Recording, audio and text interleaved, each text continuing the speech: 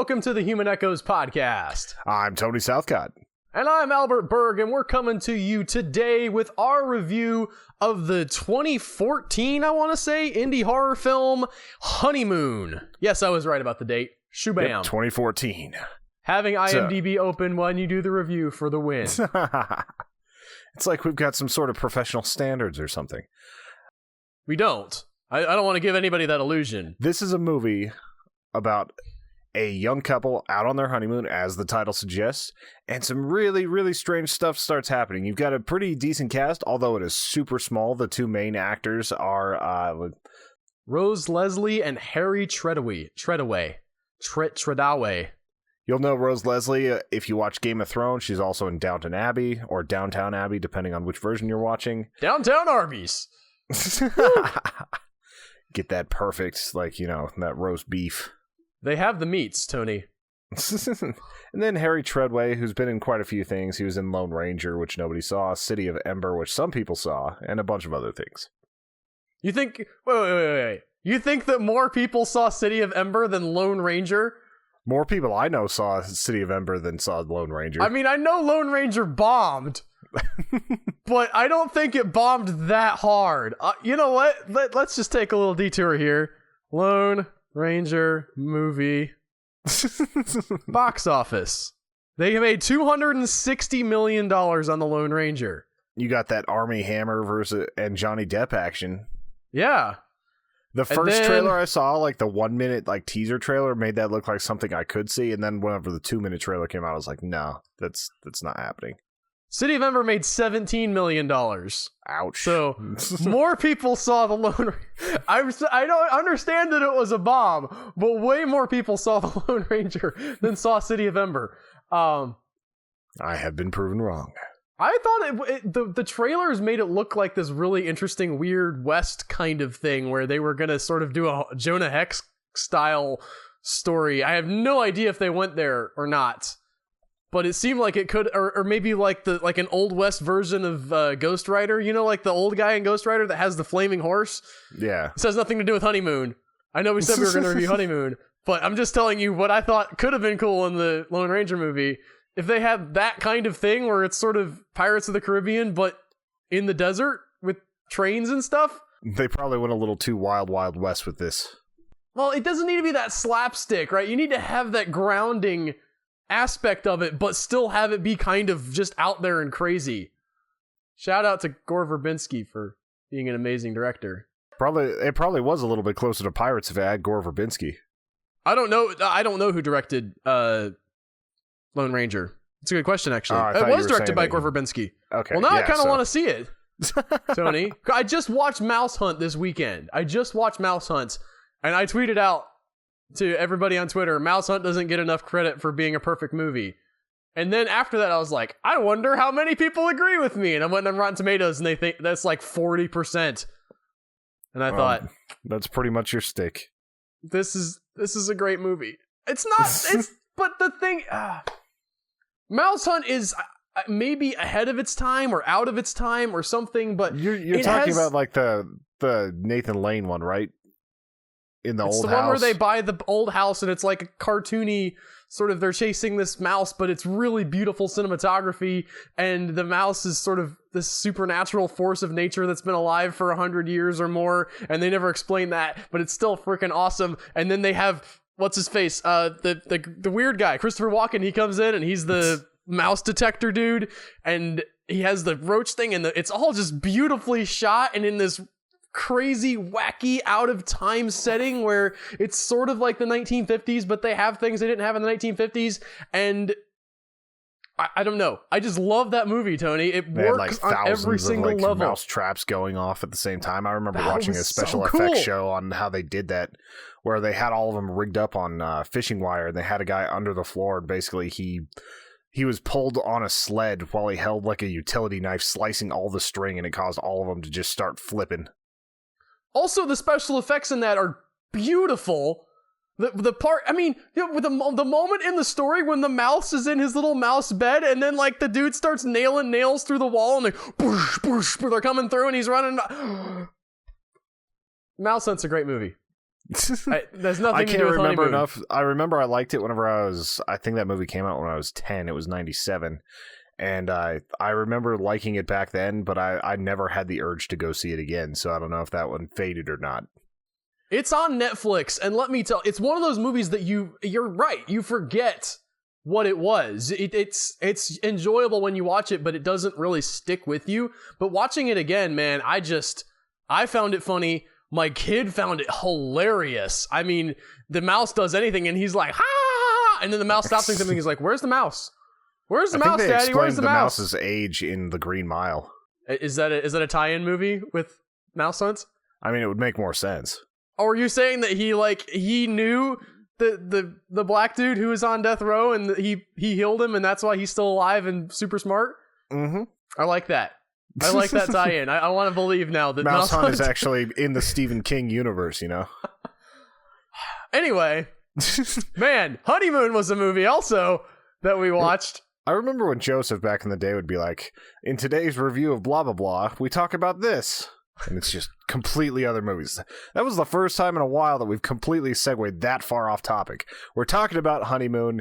It's a sort of sci-fi horror movie about a couple out at a lake during their honeymoon. It's like, take it away from there, Al. Okay, well, I want to preface this by saying I'm going to say some negative things about the movie. It earned some negative things. Well, okay, but I don't want... Maybe even the majority of the things I'm going to say will be negative, but I don't want anybody to come away with the impression that I thought this movie sucked. Because the movie doesn't suck. It's not a terrible movie. It's not a travesty. It's just kind of disappointing. It doesn't quite go as far as you want it to go, and there were a lot of things that just didn't quite make it as far as I wanted it to make it, and so I can't... I can't say really great things about it, but I also don't want you to think that I hated it, because I didn't. So I'm in this weird position because there's, you have these critiques is the word I'm trying to say of this thing. And I think a lot of times, especially on the internet, people translate a negative thing that you're saying into, you must have hated it. And that's not always the case. Sometimes I like movies and I'm saying, well, I would have liked this to be better and this to be better and this to be better. And sometimes I don't like movies and I try to look for, okay, well, what worked here? In Gods of Egypt, for instance, I could say, there's a lot of promise in the script, but these things didn't work and I didn't like the movie. Here is a movie that I kind of liked, but I don't know. It felt like it missed so many opportunities. Whenever I was at the Silver Screen Festival this weekend, there was a lot of kind of searching for what really worked in some of the features that weren't quite perfect. And I think John Jones, our longtime friend, he's probably the best at that. He's got a real understanding of like the amount of work that goes into a movie, and there's always going to be a scene, some dialogue, something like that makes a movie work at least a little bit. And sometimes you're searching for that. In this movie, it felt like they were almost there on so many things. Like maybe one more quick rewrite of the script, maybe a few more special effects, maybe a few more little things that would have changed to make this into something that was actually pretty memorable instead of just a decent movie.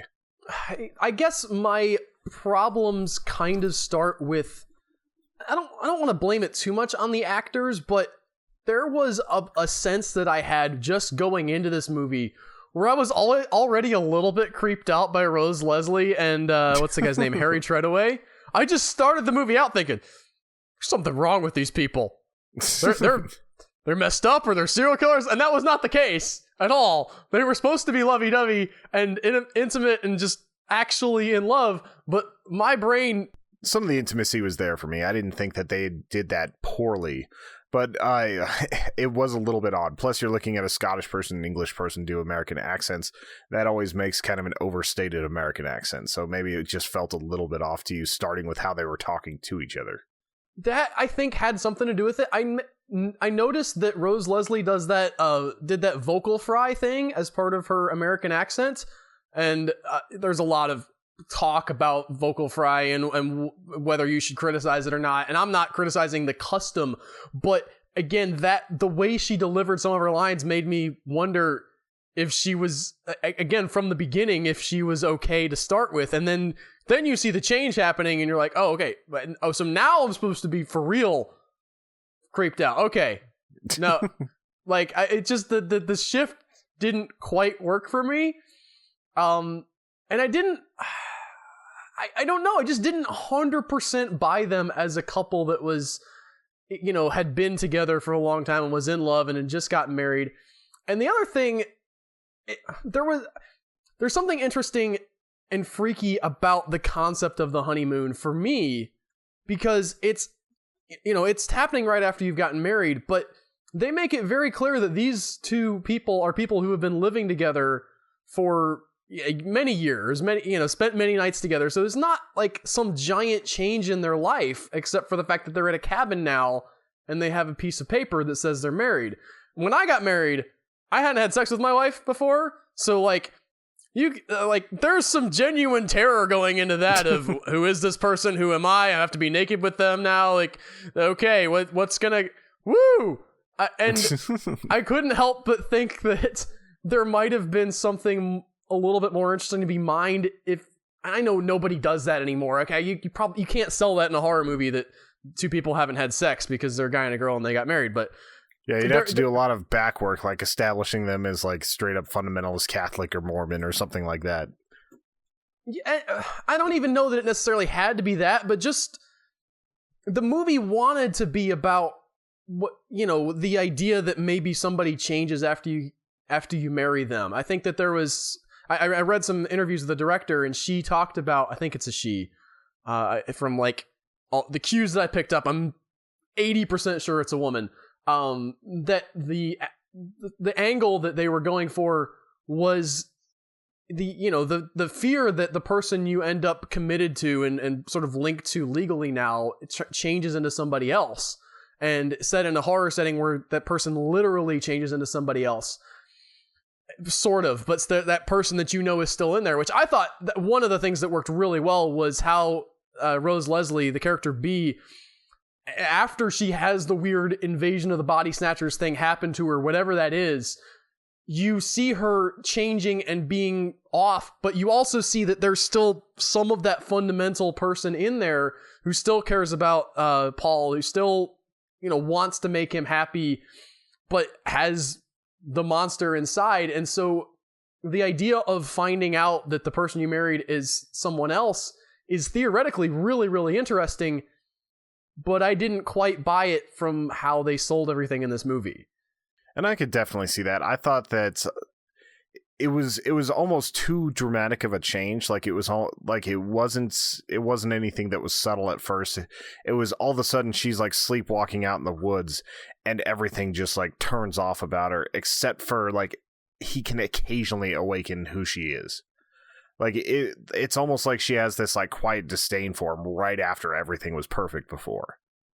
And it would have been interesting.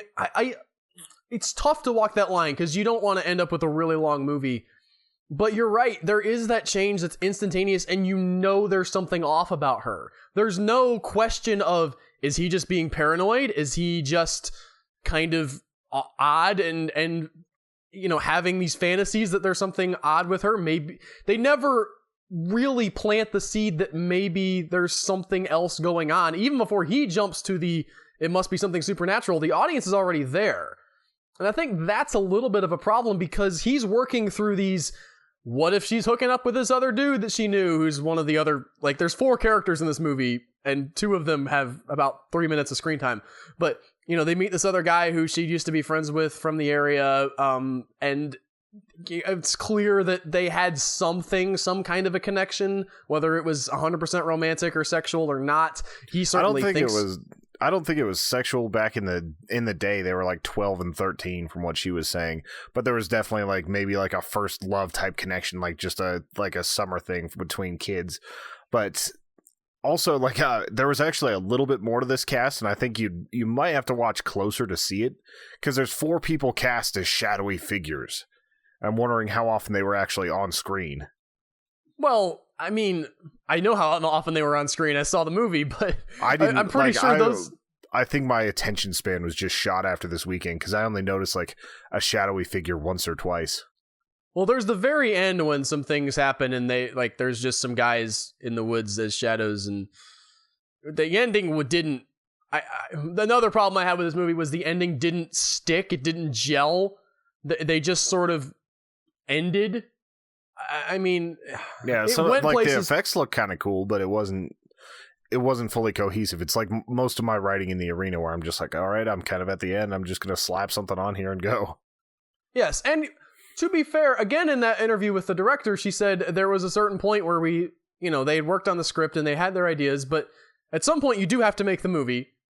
And I mean, kudos to them for making the movie, and it's not, as I said in the beginning, it's not awful, but I would have liked something that coalesced everything a little bit better and a little bit more and sort of tied things together at the end, whereas this just kind of left a lot of questions. And the fact they never really answer what is happening to her or the other lady. There's weird stuff is going on, and you kind of want to know what it is, but spoilers, you don't get an answer.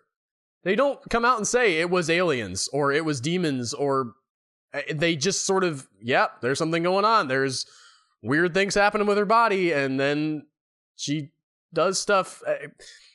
It didn't, I don't know. It never brought anything completely to fruition. And I was disappointed by that, because I didn't need all the questions answered, but like, is it just something in that area? Do all women who go to that area at that time of the year get infected by this thing if they go in the water? There's no one else around. Yeah, did the things get everybody? That's a good question. It's ostensibly the sort of pre-summer season when nobody's there. And they didn't really do a lot with that either. I thought that the idea of isolation is kind of interesting, but that never becomes much of a point in the movie. Yeah, the only time it does is whenever he's looking for the keys, and that's about it. Yeah, because he can't really walk out or leave or go call somebody or anything. But they don't even... And again, it's only an hour and a half, and you only have time to do so much stuff. But there's a part of me that thinks in 2014, when you're making a movie, you really need to make a point about how there's nothing to do. And they just sort of cover it in a sort of brief statement like, yep, we got board games and VHS, and that's it. And there's never a moment where somebody checks their cell phone and doesn't have service, or tries to call somebody and can't get... I mean, I don't know. I have the same problem with 11/22/63, the series on Hulu, Tony, where you have like one scene where the guy does something with his cell phone and then throws it in the river because he can't have a cell phone in 1963. But it feels like that you would miss your cell phone a lot more than this guy misses his cell phone. And maybe they just wanted that to be insinuated since they were on their honeymoon. They were trying to get away from everything. But once again, this movie asks you to make like a lot of just like straight up judgment calls about it. I was also bothered that they didn't really know that you don't use a fishing fly with that type of reel, but that's just dumb little things. They also put a worm on the fishing fly. They put a worm on a jig. It was weird. Maybe they... I'm willing to suggest... Maybe they just didn't know, Tony. Yeah. But that was before she'd become alienified. So there's no excuse for that. That might have been whenever she was alien. That would kind of make sense that the alien wouldn't know how to fish properly. But I think that's just a mistake in filmmaking and them just not really knowing what was going on there. Which is fine. Not everybody needs to be a fisherman, but... Yeah, it's tough to... You can't know everything. Like how to spell mentors. Tony made a title card for the arena this last week, and it was the teachers and mentors battle, and instead of mentors, it was the Minotaurs. There's a problem with Illustrator in that it doesn't have spell check, and whenever it's like, I finished the title cards for this one about like 2:35 last night, so sometimes it's just a little bit late. Yeah, Adobe Premiere does the same thing where I'm constantly looking at... Well, not constantly, but many times I'm thinking, did I get this right? I think all these words are spelled right. And sometimes I don't copy them over into another program to spell check them. I just eyeball it if I'm pretty sure. But Minotaurs that's just letter transposition. I think you could have eyeballed that one. Yeah, well, like I said, I was just in a rush that night. But yeah, I was back to the movie. the transformation was interesting. The marks of the transformation, if you will, where she's trying to make French toast, but she forgets to batter it. She loses pieces of basic information. She's writing down who her name is and her husband and, like where they grew up. Her ketchup tastes. Yes. And so it's that was interesting, but again, it takes so long for him to catch on that it feels almost like he's dumb, because we're in a horror movie and we know what's going on. So I would have liked it to be a little bit more subtle so we could actually buy into the fact that maybe she's just, maybe she is just a little bit off, and maybe he's being overreacted, or maybe there was something between her and the other guy in the woods, and you never get that. How did you feel about the creepy physical special effects that they did for this? I thought that the blood effects and everything, like, they didn't really do much for me, but whenever he's actually like aiding her in getting rid of something, that was pretty visceral and pretty gross, and I thought that really worked well. Especially just like the way his face looked. He was so disgusted and confused and just like out of it. And that thing was cool too. Like the tongue that like flopped around there after he got it on the bed. It wasn't a really complicated prop, but you could tell it was a very well physical designed thing. And the one thing that I kind of, because I'm pretty sure this was directed by a woman, and I don't know how to take and interpret this sort of vagina horror that is very present in this movie. I like it's one thing when Michael Bay has the weird vagina monster that the robot blows apart in Transformers 4, and you can say, well, that's kind of misogynistic. Michael Bay hates vaginas. But then you get something like this and you think, I mean, okay, I don't know how I'm supposed to take the fact that this woman director is so like making us disgusted with the female body. Still, it is as uncomfortable to watch as Teeth. But Teeth had a point, right? Like that was about empowerment and stuff. This is just sort of, man, vaginas are gross. You know how we could make them more gross? This how. I didn't think that was really the goal of it. I think it was just that was how how the alien worked. Although he did have a really off comment like at the beginning that was like, you better protect your womb, and it was just so out of place. That was one of the weirdest lines in the movie. Yeah, I like that kind of set up stuff though, because it did sort of set up the idea that he didn't know her well enough to know that was the wrong thing to say, even though they've been living together for many, many years. Again, that sort of a disconnect there, but I felt like that tied in with the end of the movie a little bit, but it was an odd line. So I'm kind of. Oh, they addressed that it was odd. Like he literally kind of had a cringe moment of his own where he was just like, "Did I really just say that?"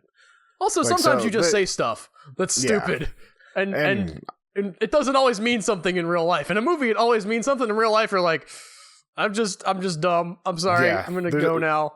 You guys have more than 183 hours of podcasts. I'm sure I've said some absolutely just dismally stupid things on here. Probably at least once per week. Yeah, at least every other week. By the time they've gotten to this part, I'm sure there's something like, well, 5 minutes ago, Tony, you said this. I feel like I haven't quite flubbed that bad on this one yet, but there's still a lot of time left in this episode. There's not a lot. There's like 30 minutes. We're okay. We're doing fine. But yeah, I think that's all I have to say about Honeymoon. It's not terrible. I mean, there are many, many worse horror films. It's not lazy. Okay? I want to stress, this is not some crap thrown together, we can scare them and it'll be cool. Like, it's someone who's trying, and I want to see more from this filmmaker. The visuals are really well done. It's not mind-blowingly beautiful, but it looks nice. Cinematography's fine. The acting is okay. The cinematography never detracts from the movie. It's not like it's The Witch where everything is dark and brooding and perfectly framed. It's very, very competent. Yes. So I want to see this director go on and do more and interesting stuff. We looked up she or potentially he, but again, I think it's a woman. Leigh Janique. Or Janik. Janaik. Something like that. I'm not sure if it's Leia or Lay, but that's how it's spelled. Anyway, this director's working on The Craft, which is a reboot in development. Of a mid-90s witch movie that actually was a lot of fun back in the day. Like, it is, like, there are some things that make it, like, a good, bad movie, but it was a lot of fun. I remember my sister and her friends were, like, obsessed with that movie for a little while, like, thinking they were going to become witches or something. Oh, yeah? Yeah, it was an awkward time.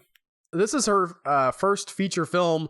She worked on several short films before this, according to the interviews that I read. So, again, some rough edges, but there's a lot of potential here. And for everybody involved, I really want to see them grow and see what they can do next, because there is a glimmer of something really interesting. And if you can foster that and grow that and make that into something cool, I think that, there's pieces of a good film here, and I want to see that come together again. I want to see this director do more, because I'm certainly not writing her off. Definitely not. And this one is available on Netflix, so go ahead and check it out if this sounds like your type of movie.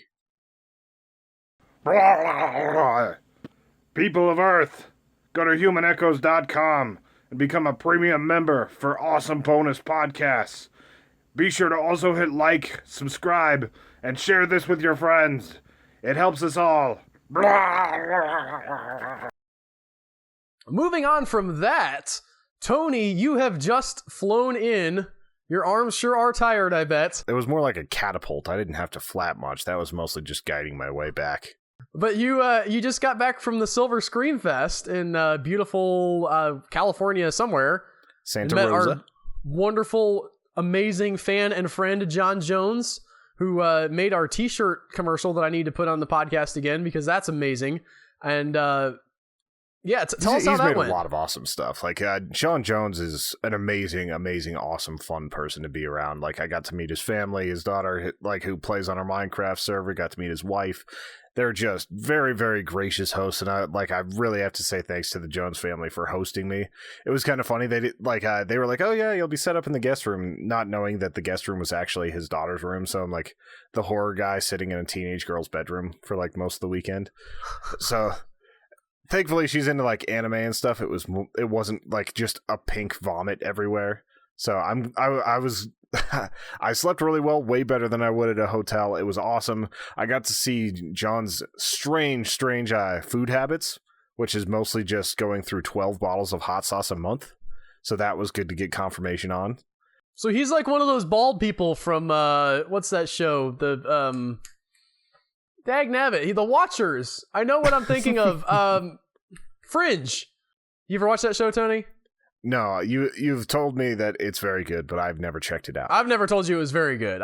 But there's a type of character that shows up, these sort of extra dimensional beings or whatever. I never finished watching it, so I don't know. But the first one that shows up, they don't have any body hair, and he shows up and he orders a hamburger or something, and then just dumps an entire shaker of pepper onto the hamburger, because their thing is that their taste buds don't work like our taste buds work, so they need more flavor than normal. And it's always neat when the times I saw them show up, they would like dump whole bottles of hot sauce into stuff or whatever. That's pretty much John. Like he was making me what he calls like egg bombs every morning, where it's basically like you take 2 pieces of toast, you put a fried egg between, you cover it in a huge thick ring of sriracha, and then in the middle you put this like hot sauce called like Kick-Ass that comes in an outhouse shaped box. And like basically it's just so spicy.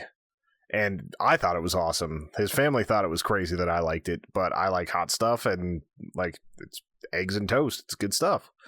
But it was just a great weekend hanging out with him. Like he took me up to the redwoods up in like Armstrong Forest. These weren't the biggest redwoods.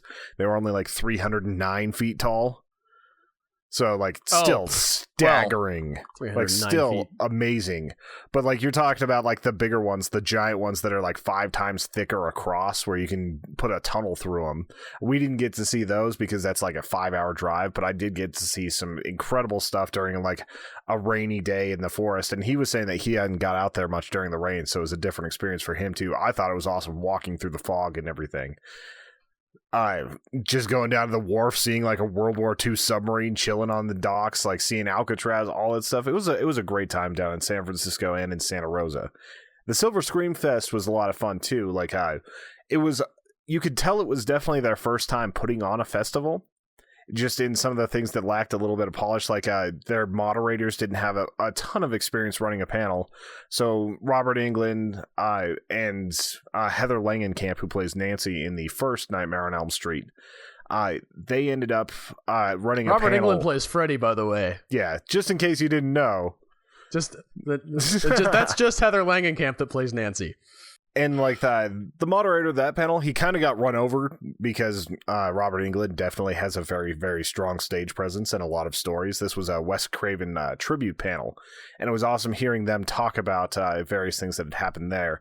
There was also one of the producers, I can't remember her name for the life of me right now, but like they all brought up all these different Wes Craven stories, so it was cool to see kind of what he was like behind the camera, how he's just a very shy, very thoughtful, very considerate person. Hearing stories about what it was like to film like Serpent and the Rainbow in Haiti, and why people go to Africa to film movies that are set in Haiti instead of Haiti because of how crazy it gets sometimes.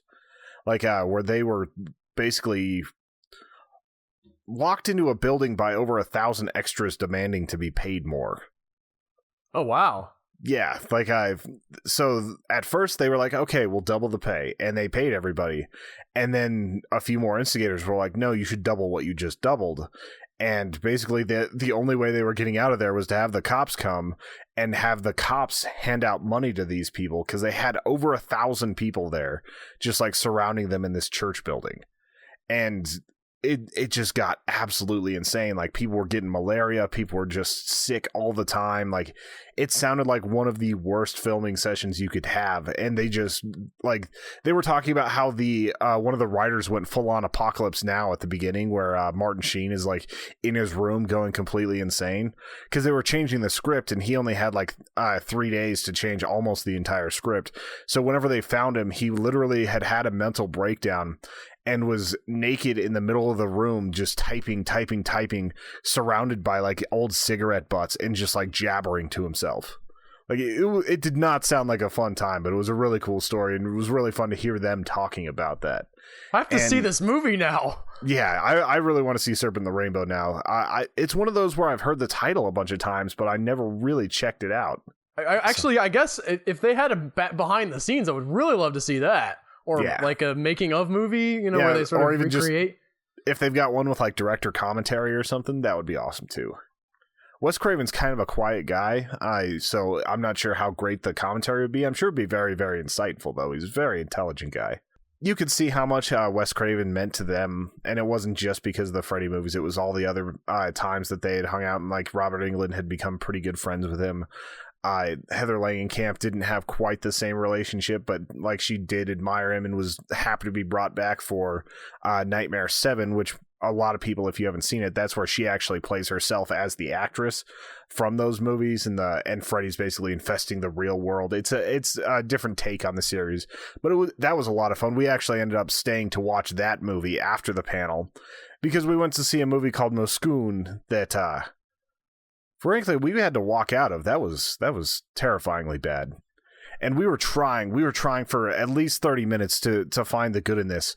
But it's a Lebanese movie that's done in English whenever they should have just kept it in Lebanese, but whenever they spoke in their native language, they had white backgrounds with white text, so you couldn't tell what was happening.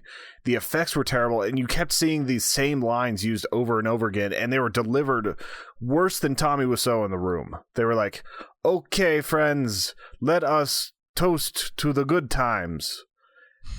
And they said that 5 times in the same scene. Like just these kids sitting around a campfire. Toast to the good times.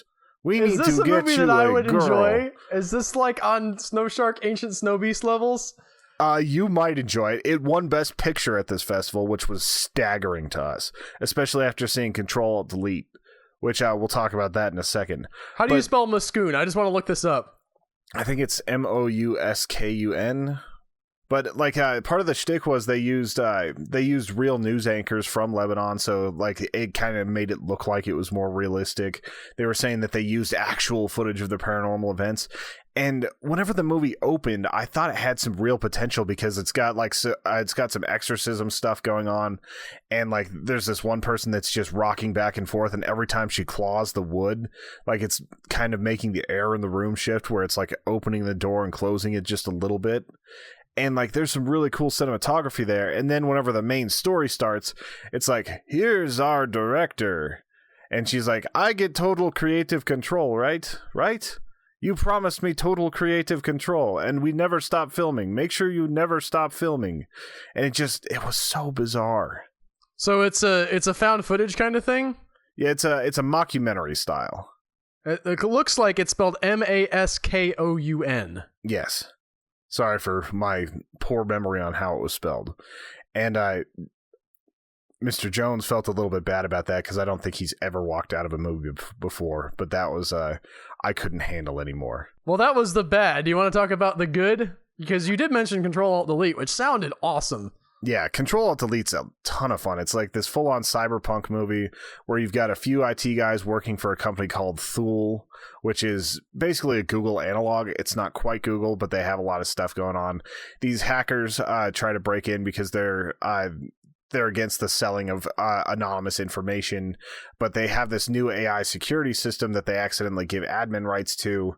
The security system locks them in the building, starts using like the anti-fire spray stuff to like start gassing people to just basically start taking people out. And it's kind of this fun problem-solving cyberpunk movie.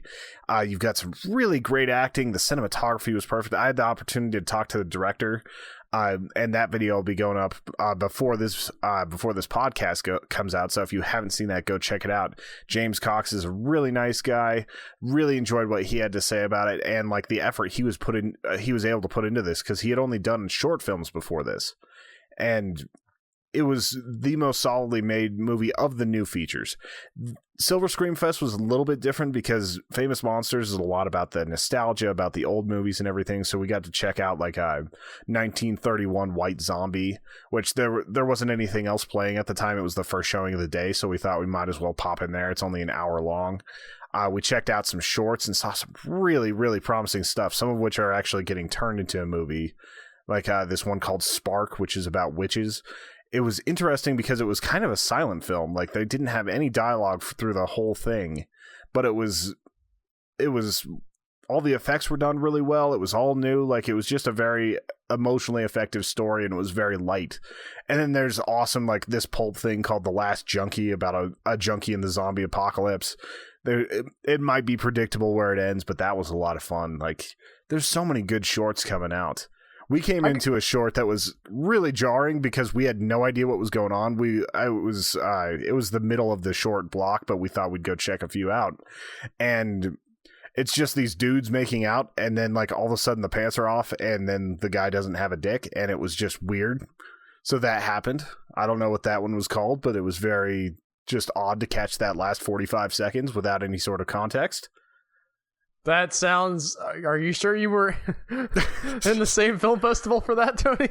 I'm pretty sure. Sounds like a different kind of movie. Well, after that, they went back to horror, but that was a strange little aside, but it was definitely interesting. The other original movie we got to see was what was this one called? It was Jessica Cameron made it. It was called Mania, and it was basically this lesbian couple is dealing with one of the girls going completely crazy, murder, stabby, and basically she's gone insane. And it's the other girl trying to protect her and get her away and trying to figure out how to save her from all these things that she's doing. And that movie was on the verge of being something special, kind of like this one that we reviewed earlier today. But there were just a few technical faults that kept it from being there, a few storytelling faults. But it was still an entertaining movie to watch. I think the movie that John enjoyed the most this entire weekend, and one of the ones I enjoyed the most, they were showing one of Jodorowsky's old movies, Santa Sangre. And if you guys remember us reviewing The Holy Mountain, that was one of the strangest experiences we've ever had with a movie.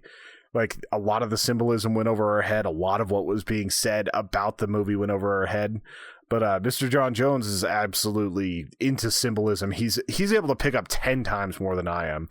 He basically broke down right after that movie how it was an indictment of the Catholic Church and how this meant this, and this was indulgence, and this was everything else. And it was actually probably Jodorowsky's most straightforward film that he's ever done. So that was awesome to actually see that in a theater. It was still trippy as hell. It was still something else. But that was actually a pretty awesome movie, and it kind of takes balls to show a Jodorowsky flick at something like this. So I was really proud with the Famous Monster, or not really proud, but I was really happy that Famous Monsters took a chance on that. I wanted to ask you, mentioned you watched White Zombie. What was that like? Like, I mean, was it similar to when we saw, not Dracula, Nosferatu? Where it was just like, man, this is really creepy, or does it kind of not hold up as much? It's not all that creepy. Like, Nosferatu is definitely creepier, like a lot more unsettling. But it was cool seeing like some of the trope originators. And it's a lot more in line with the whole like voodoo zombie more than the undead zombie. Because it's more like the zombies are slaves to Bela Lugosi than they are just like undead cannibals. And I thought that was kind of interesting to see, and just how far the movie went for the time with just the interactions between. I'm trying to think of how to describe this movie. It's 1930s, so you're not going to get a whole lot of risque stuff. You got a lot of the overacting that you see in theater because you're just trying to make sure that people really know what's happening, and the interactions are a bit odd. But Bela Lugosi's on point for this, like he always is, and it was really solid, and because it's only an hour and 9 minutes, you don't really get tired of it like you do a lot of those old movies. I wanted to contradict something you said earlier. You mentioned that you thought Santa Segre was probably Jodorowsky's most straightforward movie. However, I beg to differ. His most straightforward movie is Tusk from 1980. Well, I didn't know that he made Tusk and was into sea creatures so much. Nope, it's not that Tusk, Tony. The synopsis is: an English girl and an Indian elephant born on the same day share a common destiny. And it is, from what I've read, it's one he basically did for the money. So, it is not his weird. Although, honestly, I haven't seen it, so maybe it is spectacular, but many of the reviews I read of it were like, this isn't really the Jodorowsky you're looking for, but it's not terrible. So, one of these days I'll watch that movie, Tony.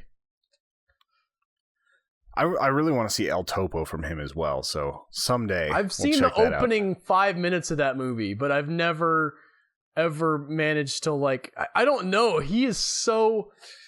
I've got into an interesting, not exactly an argument, but I posted our review of Dope on Reddit, and somebody commented that they didn't like the ending when they felt like the kid explaining what the movie was about was sort of an insult to their intelligence or whatever.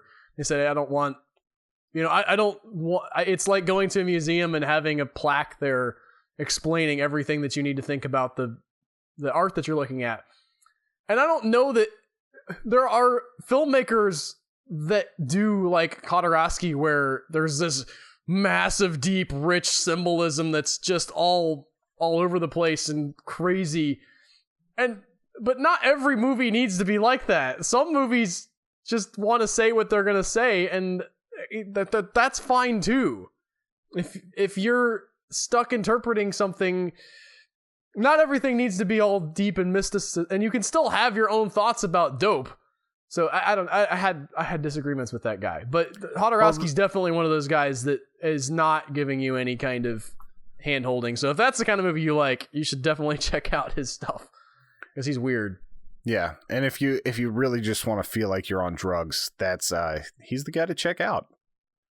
Unless you're already on drugs, in which case that might be. Yeah, that would be doubling up, and you might go a little too far. You might stare into the abyss a little too long. What do you think the worst drug to do during a Jodorowsky movie is? Oh, I think that if you were to take too many weed edibles, it would put you in a bad place. Because with mushrooms or with LSD or mescaline, you probably wouldn't be able to focus that much on the movie depending on the dosage. Okay. So like because I was thinking it would be something like LSD, because I've been reading about on Reddit recently some of the stuff you've talked about the ego death and just sort of how it messes up your entire perspective.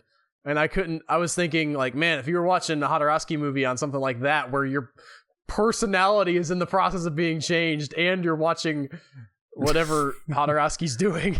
I think it would really depend on the dosage, because if you took like a heroic dose, you wouldn't even notice that there was a TV in the room entirely. If you took like a moderate dose, just like a few blotters, which I still haven't done LSD. Like this is all based on watching my friends like take LSD and watch 300 and the strange things that they went through with that experience. I love that it's 300 they picked to watch on LSD. Like, man, the ultimate stoner movie, those guys take their shirts off and they fight each other with swords. It's totally not sexual. But whenever you saw like the weird, like half deformed things and everything else happening, like they were like going all white knuckle on the couch, it was pretty entertaining to see. But if you took the right dose, I think you could completely get into it, especially because the colors would be warping and it would just draw you more into the TV. Too much and you might not be paying attention. The thing about taking edible weed, especially in large doses, is you are too conscious of what's happening, but you're kind of like stuck and too lazy to do anything about it. Like whenever you see people, one of the New England Patriots players before the Broncos game ended up in the hospital because he took a little bit too much edible weed and ran into a police station thinking he was dying. Like it just put him in like this horrible insecure spot, and he just thought too much was going on and he had to get out of there. So it was kind of an interesting thing that happened with that. But a lot of people, whenever they take weed, like you can actually go listen to a bunch of 911 calls where people think it's spiked with something else, because weed isn't supposed to give you that strong of a reaction to where it's almost a psychedelic. But because it's processed in the liver and you can get way, way, way, way too high off of it very easily, like people just don't know how to handle it. Essentially, now there's a little more regulation with edibles, so you get a more consistent dosage. But for a little while there, it was kind of wild, wild west with it, where you might have like a single cookie that sends you to the moon and your friend only gets a quarter of a dose. That's scary. Yeah, but now everything is more regulated. Like to be able to make edibles that you can sell at stores and everything, it has to be like 10 milligrams per dosage. So like enough to basically make you feel a little bit of pain relief and maybe a little bit of a head high for like taking a single mint. It's a lot more regimented than it used to be. But you have said in the past that the edibles are the things that sneak up on you, because you don't, it just sort of hits you all at once and you think you're going to be okay, and then yeah, it takes 45 minutes to an hour depending on what you had. So you're like sitting there and you're like a half hour later and you're like, wow, I'm not feeling this very much right now. So you take more. And like whenever 10 minutes later you feel the first wave and you're like, oh, that feels really good. And then 45 minutes after you take the second one, you get the double dose and you're just floating and you're not feeling your toes anymore. And you're just in a weird, weird place. We did get a viewer question, by the way, from Dave the Drummer at Dave Olcritmo on Twitter. He says, if a train leaves Denver at 9:15 traveling at 100 miles per hour, how many apples do I have left? Which I thought was a very good question based on what we just got done asking. Talking whatever. That really depends, because a lot of my friends back before they just outright had pipes and everything at home would smoke their weed out of apples, because then whenever you got the munchies, you would just eat the apple afterwards. So usually you would have none.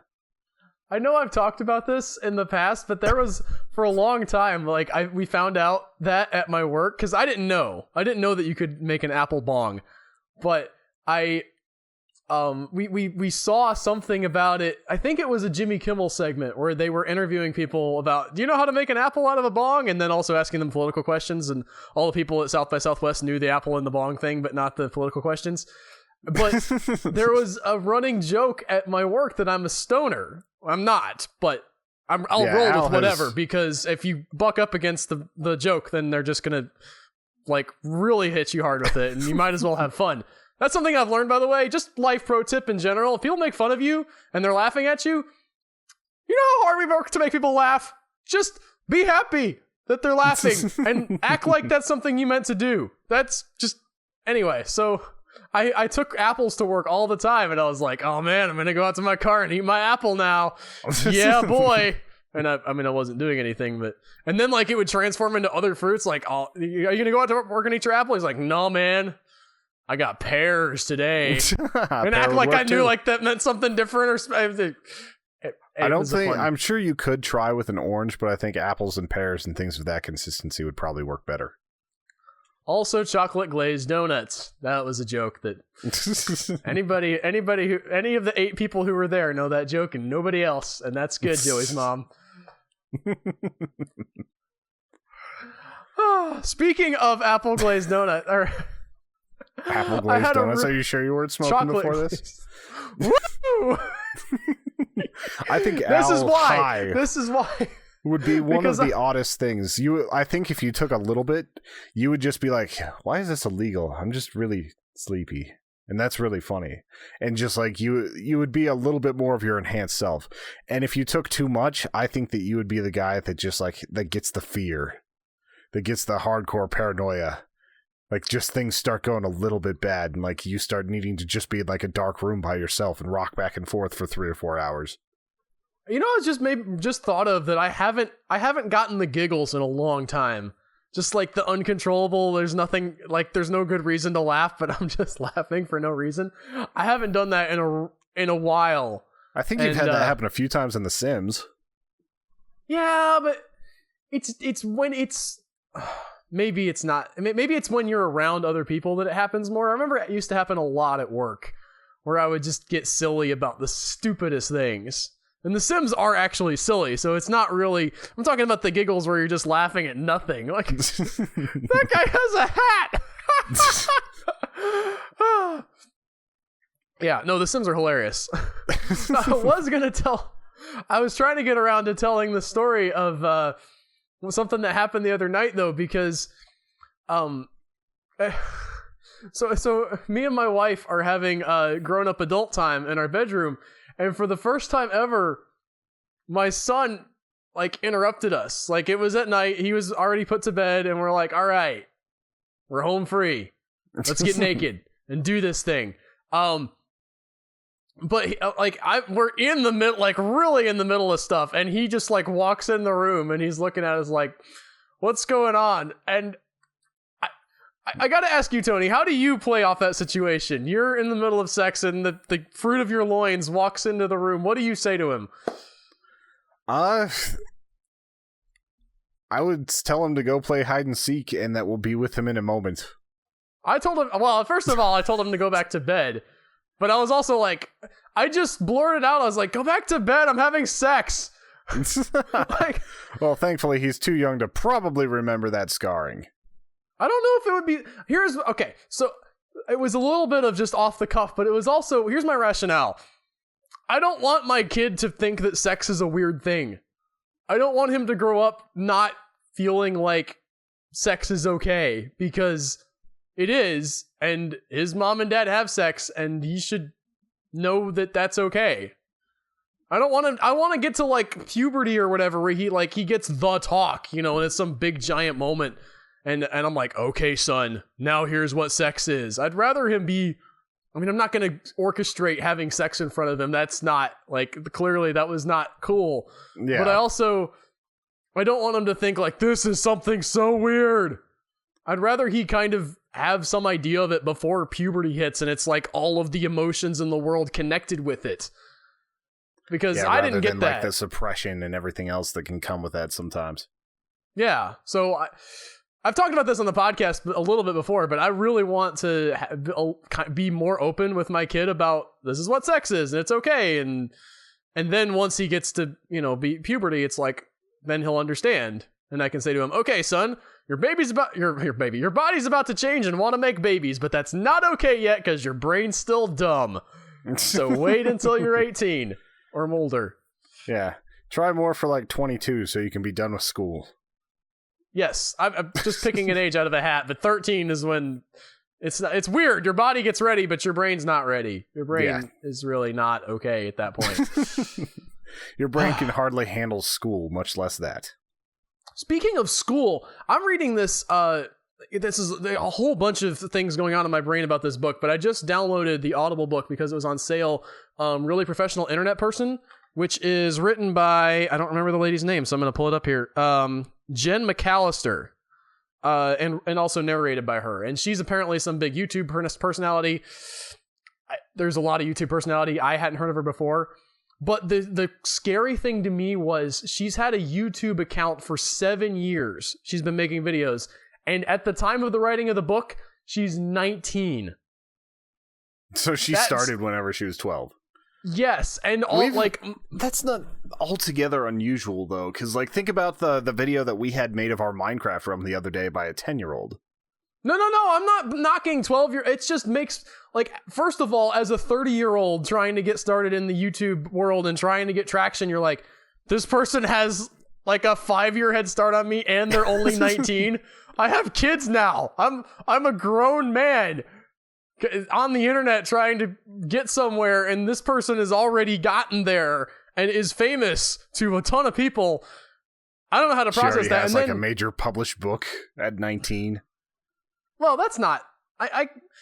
If I focused, I could probably do that, Tony. I feel like that at this point, I'm good enough as a writer that I could probably get published if I had the time to actually sit down and write in between the stuff that other stuff we do, and the energy. If you remember right, and not kids. About half the reason why we started this podcast back in the day was like, oh, it'll help our platform and we'll be able to get published easier. Well, I feel like that if we had a book to publish, it would help us, Tony. It's definitely helped me write a lot of short stories, this whole endeavor. Well, yeah, with the writer's ring and everything. But to get back to the book, it's fascinating to me because like 90% of her stories so far are about middle school and about kids in middle school and how they reacted to her becoming a YouTuber and sort of her star growing. And I mean, kids are a-holes, Tony. Like, sometimes I get a little bit anxious about, like, is somebody not going to like what I post? And, I think that maybe there's a worry about hostile environments, and not necessarily as much on Reddit, but I think, just people pile on things and be negative about whatever because it's cool to be negative about whatever. But when you're talking about middle school, and man, some of the stuff that she went through, though, like I remember middle school, and thankfully I was able to avoid a lot of the wrath of kids just by being more like the silent, chill type, and also probably pretty giant. Like I was huge in middle school. Like by the time I hit high real, school, you were the bully. I didn't. There was only one kid that I considered myself a bully to, and by the time middle school hit, I actually told him like, well, there was just something about him that got under my skin, and by the time middle school hit, I felt so bad about the way I'd always talk to him and everything. I told him like, I know you're trying to be a friend to me and everything. It's just not going to happen. And anytime we interact, I always feel bad. And I'm really sorry about this, but we're not compatible personalities. And I had to just break it down because I was tired of like he really wanted to be my friend. And there was just something that I did not like about the kid. And I felt really bad because my sister and I had bullied him at times. And I just told him please don't talk to me because I know I'm going to be an asshole and I don't want to be an asshole. And I'm sorry. Wow. It was just some weird emotional places. Sorry. No, it's fine. That was an interesting perspective of, from the other side of that, so to speak, where, there are those people that I've been on the other side of that where I wanted to fit in and the people I wanted to fit in with it just didn't work. And I never had anybody say that to me directly, but it's a real thing. Where sometimes people just aren't, you don't hate them necessarily, but it's like, it's not working for me. You're not the kind of person that I want to hang out with. It's not that I hate you or you're a bad person, but you're not on my level. It's abrasive personalities. It just doesn't fit. I honestly did feel bad about that. If I saw him today, I'd apologize again for the way I treated him in elementary school. So we actually got along a lot better after that. Like if we had a class project we had to work on or anything, it was just kind of understood that he didn't have to try anymore. So I don't know. It was a completely different thing. But yeah, it's just a weird world that we live in where that's... First of all, it terrifies me reading that thinking my kids are going to be in school. Like they're actually just started daycare. They went off to daycare and AJ's just pumped. Like, go to school, Daddy, go to school again. He comes back home and he's like, go to school tomorrow? And I'm like, yeah, we go to school tomorrow. I mean, it's not really school, but they learn things and it's daycare and it's still social. Like they're learning a lot about just being around other people at this point. But it's an exciting time, and now Ashley has more time to work on things in the house and schoolwork because she's in college now and a little bit of quiet time during the day. So that's, she got some vouchers because she's in college, so we were able to afford to have them in daycare, and it was really emotional for her, but it's also exciting for them and looking forward to when they're really, really in school thinking, oh yeah, they won't be around the house all the time making a giant mess and getting on each other's nerves and wanting to watch television. And so that's kind of fun. It allows her to get back to having a little bit more time for her own personal growth and everything. It's really cool. And they'll know way more about sex than anybody else in their kindergarten class. Anyway, I think we'll wrap it up from there. That went some interesting places today, Tony. I'm happy with this one. Yeah, it did. I like that one. Pat yourself on the back. Good podcast. If you guys liked that episode... If you want to pat us on the back... Go over to humanechoes.com and click the Become a Member link. There, you will be able to pick various tiers of membership, $2, $5, $10, and $20. The $20 tier has some pretty cool stuff that I want you guys to check out. Also, if you do that, you get bonus podcasts every week. You get pins for some levels. You get shirts for other levels. There's a lot of really cool stuff happening there. So be sure to go to humanechoes.com, click the link, become a member, support us monthly. It's the very best way to keep this show running. A secondary way to keep us running is on the right-hand side of the the right-hand side of the site, you will see an Amazon box that has Joe and Al's books and an anthology I'm in because I'm a lazy ass who doesn't have a book out yet. But if you click that link, it'll send you to Amazon, and any shopping you do there for a short period of time, let's just call it 12 to 24 hours, will give us a percentage through our affiliate link. That helps us a ton. It's an awesome way where it doesn't cost you anything extra. You know you're going to be shopping on Amazon this month, so go ahead and click that link. It gets us a small percentage and helps this whole podcast keep running. Also, check out our awesome shirts at tpublic.com. Search for Human Echoes or click the link on the humanechoes.com website. And if you're listening to this when it comes out on Friday, I'm going to surprise Tony and remind him that 10 Cloverfield Lane is coming out this weekend. We're doing a bonus. And we will be doing a bonus podcast for that, probably live Friday afternoon. So check our Twitter. If you after that, it'll be posted to YouTube unless it went horribly off the rails and sucked. But that's never stopped us before, but it's potentially we could pull it. But yeah, so we'll be doing a live review of that. So if you are able to get to that, hop in the chat, ask some questions. Who knows what we're going to think of this movie, but we're pumped for it. The advertisements have us excited. Is the commercials. What am I? The trailers. Advertising campaign. The thing. Yes, what Tony said. My talking is run out for the day. So join us for 10 Cloverfield Lane, and I hope you guys have an excellent week. We'll be reviewing Pod next week, and we're looking forward to seeing you again. Thanks for watching and or listening. Bye. Bye. And there! Pull the lever! Oh my god. Oh, this is so much fun! What in the hell? This is so much Pull the lever! We just walked up to the lever! Oh my god!